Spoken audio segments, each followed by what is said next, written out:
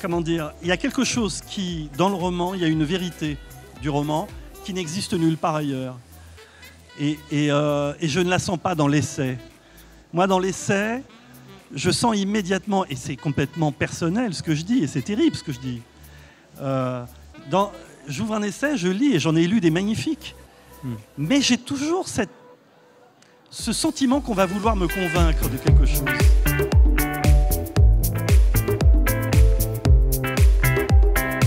Que quand on est confronté à toutes les souffrances, à toutes les misères, soit justement on est cynique et on ne reste que dans la stricte application de la loi et dans le strict le strict exercice de son métier, soit on se dit qu'on ne peut pas rester comme ça et on s'engage.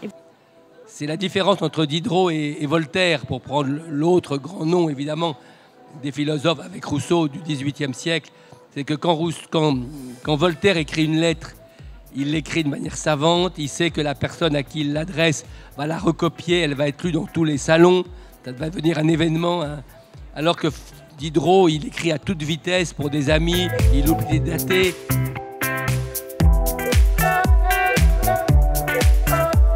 Présence de la mère, il n'y a pas une pièce sublime sur la mère et ses enfants, pas du tout. Et par contre, que ce soit l'adolescente de 15 ans, de 18, la femme cocu, la femme mariée, tout, les 15 personnages phares de ces pièces, ce sont les femmes. C'est pour ça que Molière nous écoute, parce que c'est le seul, mais vraiment, d'où sa modernité, comme Shakespeare, à avoir su ce qu'était une femme.